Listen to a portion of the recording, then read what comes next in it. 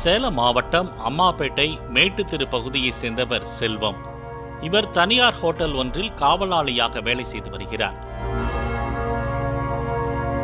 செல்வம் தனது மனைவிக்கு ஆதார் அட்டை எடுப்பதற்காக தனது உறவினரான வினோத்குமார் வைத்திருக்கும் பிரிண்டிங் கடைக்கு சென்றுள்ளார்.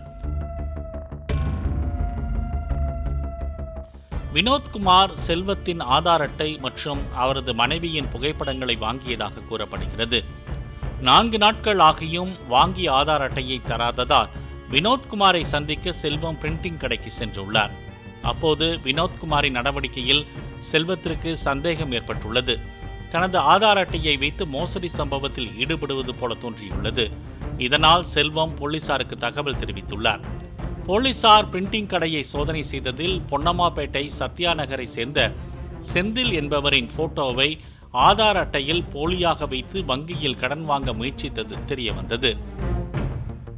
இதனையடுத்து வினோத்குமார், அவரது கூட்டாளி ஏதவ் காந்தி மற்றும் செந்தில் ஆகிய 3 பேரை 5 பிரிவுகளின் கீழ் வழக்கு பதிவு செய்து போலீசார் சிறையில் அடைத்தனர். மேலும் கைதான 3 நபர்கள் வேறு ஏதாவது மோசடி செயலில் ஈடுபட்டார்களா என்கிற கோணத்தில் பிரிண்டிங் கடையில் இருந்த கணினி, பிரிண்டர் உள்ளிட்டவைகளை போலீசார் பறிமுதல் செய்துள்ளனர்.